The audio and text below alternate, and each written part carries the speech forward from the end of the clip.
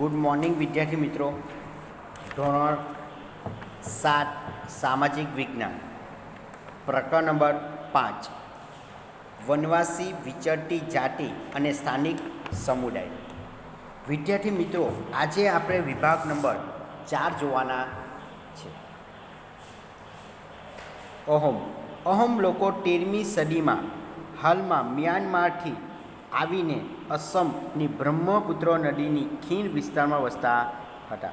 તો વિદ્યાર્થી મિત્રો, સૌથી પહેલાં જે અહોમ લોકો હતા તે મ્યાનમાર જે દેશ છે ત્યાંથી આવીને આપણા ભારતના પૂર્વ બાજુ જે અસમ રાજ્ય છે ત્યાં વસતા હતા. આપણે તેને ચિત્ર દ્વારા સમજીએ.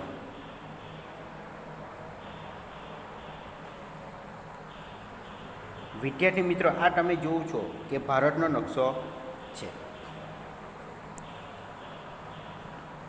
બરાબર અહીં મ્યાનમાર દેશ આવેલો છે. તો મ્યાનમારથી આવીને સીધા અસમ, આ તમે ચિત્રમાં જોઈ શકો છો અસમ, ત્યાં અસમના બ્રહ્મપુત્ર નદી વહે છે. અહીંયા કઈ છે? બ્રહ્મપુત્ર નદી વહે છે. ત્યાં ખીણ પ્રદેશમાં અહોમ લોકો વસતા હતા.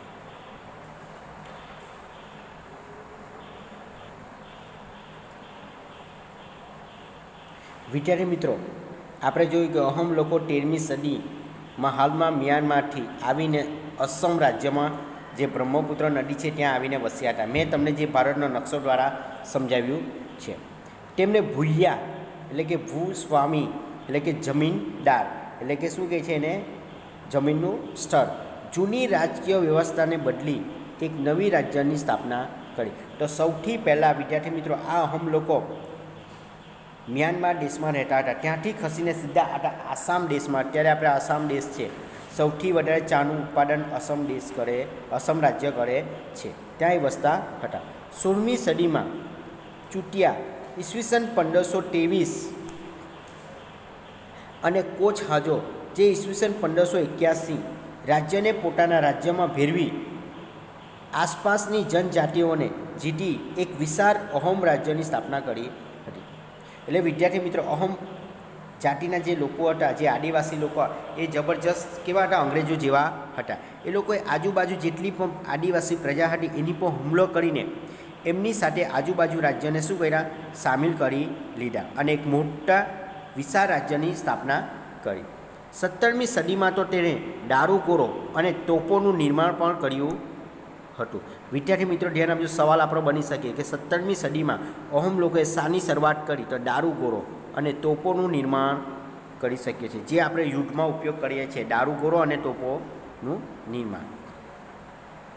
જો કે દક્ષિણ પશ્ચિમથી અહોમ લોકો પર ઘણા આક્રમણો થયા હતા. તો વિદ્યાર્થી મિત્રો, આપણે નકશામાં જોઈ શકીએ કે દક્ષિણ ભાગ કયો છે અને પશ્ચિમ ભાગ કયો છે. તે બાજુથી અહીં આક્રમણ થયા હતા, તેના વિશે આપણે જોઈએ.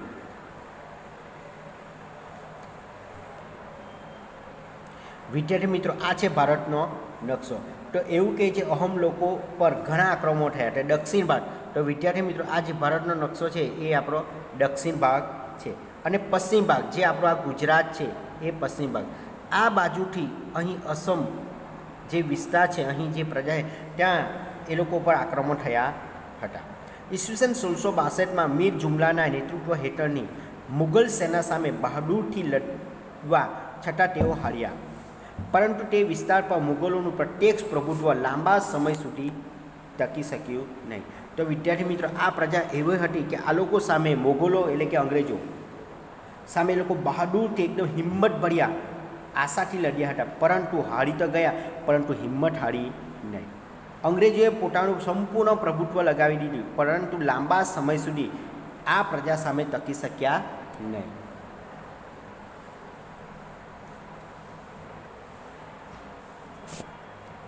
અહોમ રાજ્ય બળજબરીપૂર્વકના શ્રમ, જેને ફોર્સ લેબર પર આધારિત હતું. જે લોકો પાસે રાજ્યો માટે બળજબરીથી કામ કરાવતું, જેને આપણે પાઇક કહેવાતા હતા. વિદ્યાર્થી મિત્રો, જે આદિવાસી પ્રજા હતી એમની સાથે જેટલા કામનારા હતા લોકો, તેને શ્રમ એટલે મહેનત બળજબરીથી એમની પાસે કામ કરવામાં આવતું, જેને આપણે પાઇક કહેવાતા હતા. નામે ઓળખાતા હતા. દરેક ગામમાંથી નિશ્ચિત કરવામાં આવેલી સંખ્યામાં પાઇક મોકલવામાં આવતા હતા. એટલે વિદ્યાર્થી મિત્રો, આપણે પહેલાંના સમયમાં એવું હતું કે એક રાજ્યમાંથી બીજા રાજ્યોમાં આપણે યુદ્ધ કરવા જઈએ તો સૈનિકોની જરૂર પડે છે. તો સૈનિકોની જરૂર પડે છે ત્યારે રાજા બીજા રાજ્યોમાંથી આ સૈનિકોની ટુકડીને શું કરે, મંગાવે છે. શા માટે? તો યુદ્ધ કરવા માટે. તે રીતે આ પાઇક એવું છે કે જે જગ્યાએ વ્યક્તિની જરૂર છે તે જગ્યાએ આ પાઇકને મોકલવામાં આવે છે. વસ્તી ગણતરીના આધારે વધુ વસ્તી ધરાવતા વિસ્તારમાંથી ઓછી વસ્તીવાળા વિસ્તારમાં લોકોને ખસેડવાથી અહોમ કુળના વિભાજન થઈ ગયું છે. એટલે વિદ્યાર્થી મિત્રો એવું કહે કે વસ્તી ગણતરી કરે છે ત્યારે જે વિસ્તારમાં અહોમ રાજ્યની જે વ્યક્તિ ઓછી હોય છે તો જે વિસ્તારમાં વધારે વ્યક્તિ હોય ત્યાંથી તેને ખસેડી લેવામાં આવે છે. આ રીતે કુળની વિભાજન થયા. એટલે કે જે અહોમ કુળ, જે મોટા મોટા રાજ્યો હતા તે નાના નાના ટુકડામાં વહેંચાઈ ગયા. 17મી સદીના પ્રથમ દશકામાં વહીવટી વ્યવસ્થા કેન્દ્રીયકૃત પર હતી. તો વિદ્યાર્થી મિત્રો, 17મી સદીમાં રાજા પોતાની સત્તા કેન્દ્રમાં રહીને ચલાવતા હતા. વર્તમાન કાયદા એટલે કે અત્યારમાં અને જોગવાઈ અનુસાર કોઈપણ વ્યક્તિને બળજબરીપૂર્વક કામ કરાવવું એ ગુનો ગણાય છે, જે આપણે સૌ જાણીએ છીએ. તો વિદ્યાર્થી મિત્રો, આપણે જાણી શકીએ છીએ કોઈપણ વ્યક્તિને તમે જબરજસ્તી એની ઈચ્છા પ્રમાણે કોઈપણ કામ તમે કરાવી શકો નહીં. તમે જબરજસ્તી કોઈપણ વ્યક્તિ પાસે કામ કરાવો તો તમે ગુના અથવા સજાને પાત્ર ગણવામાં આવે છે. એ આપણા બંધારણમાં જોગવાઈ કરવામાં આવી છે અને સજા પણ તમને થઈ શકે છે. આ જનજાતિના તમામ પુરુષો યુદ્ધ સમયે સેનામાં જોડાતા હતા. વિદ્યાર્થી મિત્રો, અમુક એવી પરિસ્થિતિ હોય તો જ્યારે વ્યક્તિઓ એટલે આદિવાસી જાતિઓ ઘરે હોય છે ત્યારે એ લોકોના જે સમય આવે છે તે સમયે પોતાની ટુકડીને સેનામાં જોડાતા હતા. અને અમુક જે હતા તે સિંચાઈ વ્યવસ્થામાં જોડાતા અને જે બાકીના હતા તે સાર્વજનિક કાર્યો કરતા હતા. વિદ્યાર્થી મિત્રો, લોકોએ ચોખાની ખેતી નવી પદ્ધતિ અમલમાં મૂકી હતી. કોણે મૂકી હતી? અહોમ લોકોએ. ચોખાની ખેતીની નવી પદ્ધતિની અમલની શરૂઆત કોણે કરી? તો અહોમ લોકોએ શરૂઆત કરી હતી. અહોમ સમાજ કુળમાં વહેંચાયેલો હતો. અહોમ સમાજ કયા કુળમાં વહેંચાયેલો હતો? તો નાના નાના કુળમાં વહેંચાયેલો હતો. તેમના કુળને શું કહેવામાં આવતા હતા? તેમના કુળને ખેલ તરીકે ઓળખવામાં આવતા હતા. ઘણા ગામો પર ખેલનું નિયંત્રણ હતું. ખેલ એટલે કે કુળનું નિયંત્રણ હતું. આપણા અત્યારે હાલમાં જોવા જાય તો સરપંચ કામ કરે છે. તો તેના કુળમાં કોણ કામ કરતું? તો ખેલમાં કુળ કામ કરતો હતો. ખેડૂતને ગામના સમાજ દ્વારા આપવામાં આવેલી જમીન ગામ સમાજની સંમતિ વગર રાજા પણ પાછી લઈ શકતો ન હતો. વિદ્યાર્થી મિત્રો, જે ખેડૂત હતો સ્થાનિક ત્યાંનો અહોમ ગામનો, તો તે ખેડૂતને ગામ સમાજ તરફથી અમુક જમીન દાનમાં કે ભેટમાં આપવામાં આવી હતી. પરંતુ એ જમીન ખેડૂતની ઈચ્છા પ્રમાણે અથવા સમાજની ગામ સમાજની સંમતિ વગર એક પણ રાજા એ જમીન લઈ શકતો ન હતો. શરૂઆતમાં અહોમ લોકો જનજાતિ દેવતાઓ, પ્રકૃતિના દેવતાઓ ઉપાસના કરતા. ઉપાસના એટલે શું? પૂજા કરતા હતા, આરતી કરતા હતા, આરાધના કરતા હતા.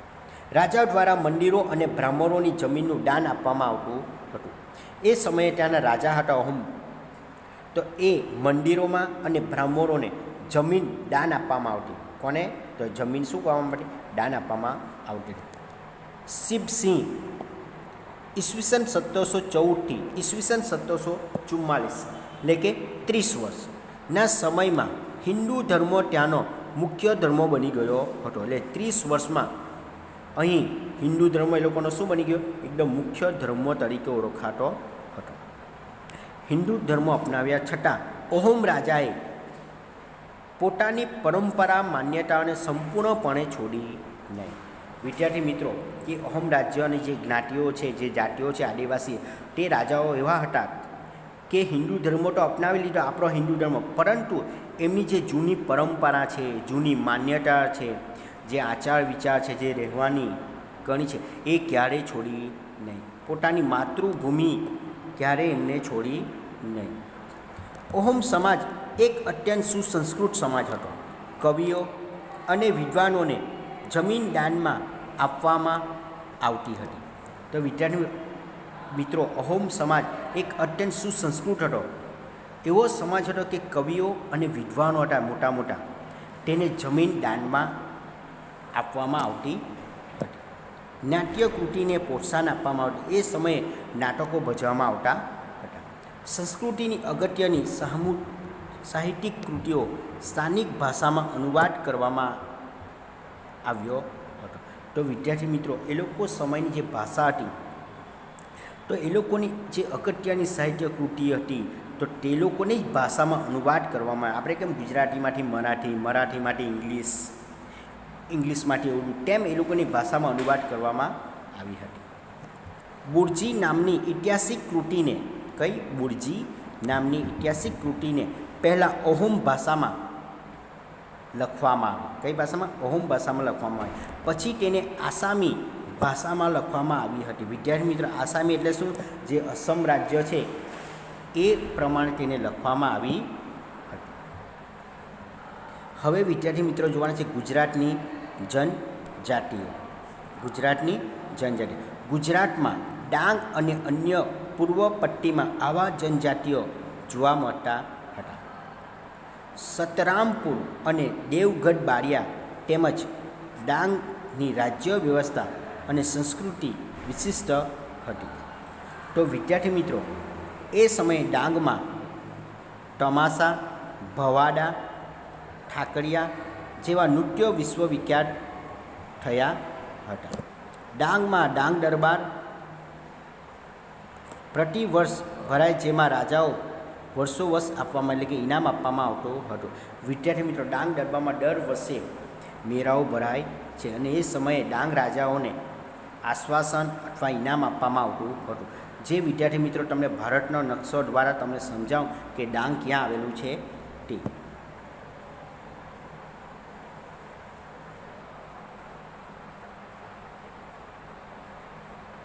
વિદ્યાર્થી મિત્રો, આ ભારતનો નકશો છે. તેમાં આપણું આ ગુજરાત તમે જોઈ શકો છો. તો બરાબર અહીં આપણું ડાંગ જિલ્લો આવેલો છે. તો ડાંગ જિલ્લામાં સતરામપુર, દેવગઢ બારિયા તેમજ ડાંગની રાજ્ય વ્યવસ્થા અને સંસ્કૃતિ સુવિશિષ્ટ એ બધા કરતાં અલગ છે. તો વિદ્યાર્થી મિત્રો, અહીં જાત જાતના નૃત્યો કરવામાં આવે છે. તેમાં તમાસા, ભવાડા, ઠાકરિયા જેવા નૃત્યો વિશ્વવિખ્યાત છે. આપણા જે ડાંગના જે નૃત્યો છે તે વિશ્વમાં પ્રખ્યાત છે. તો વિદ્યાર્થી મિત્રો, આ ડાંગ દરબારમાં પ્રતિ વર્ષે થાય છે, જ્યાં ગઢેરા લે વેચનો મેળો ભરાય છે. ગઢેરા લે વેચનો મેળો ભરવામાં આવે છે અને એમાં રાજાઓને વર્ષાસન આપવામાં છે, કે ઇનામો પણ આપવામાં આવે છે.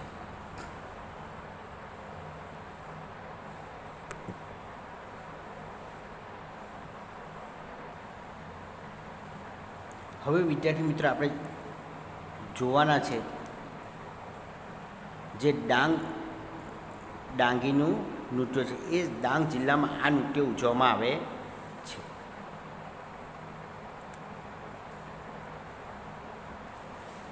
ડાંગ દરબાર શું છે તે? હોળીના તહેવાર દરમિયાન ડાંગ દરબાર યોજવાની શરૂઆત વર્ષો પહેલાં થઈ હતી. તો વિદ્યાર્થી મિત્રો, આ ડાંગ દરબારનો જે તહેવાર છે તે હંમેશા હોળીના દિવસે ઉજવવામાં આવે છે. અહીં સરકારે ડાંગી રાજાઓને અને નાયકોને, એટલે કે નાટકોને, જે નાટક ભજવે છે તેમનો હકના બદલામાં વંશ પરંપરાગત સહ્યાલુ આપવાનું નક્કી કર્યું હતું. એટલે કે એ હિસાબે એ લોકોને જમીન કે કોઈ ઇનામ આપવાનું નક્કી કર્યું હતું. પરંપરા આજે પણ ચાલુ છે. તો વિદ્યાર્થી મિત્રો, ડાંગ જિલ્લામાં તમે જોઈ જાઓ છો તો જ્યારે હોળીનો તહેવાર આવે છે ત્યારે આ તહેવાર ઉજવવામાં આવે છે. તેમાં ભારત સરકાર તરફથી ડાંગી રાજાઓ જે છે અને જે નાટકો ભજવે છે તેમને વિદ્યાર્થી મિત્રો કોઈ ઇનામ અથવા એ વંશ પરંપરાગત રીતે કોઈ વસ્તુ આપવામાં આવે છે, એટલે ભેટ આપવામાં આવે છે. બદલાતો સમય અને નવી જનજાતિનું માર્ગ.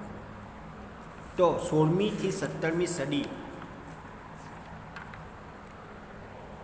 જનજાતિ ને ઇતિહાસને આપણે સમજવાનો પ્રયત્ન કર્યો છે. કાળાંતરમાં અનેક જનજાતિઓ વ્યાપક પરિવર્તન આવ્યા છે. તો વિદ્યાર્થી મિત્રો, તમને ખબર છે કે અનેક જાતિઓ ભારતમાં વસે છે, એટલે કે વિશ્વમાં વસે છે, અનેક જગ્યા વસે. વર્ણ આધારિત સમાજ અને આદિવાસી સમાજના લોકો એકબીજા સાથેના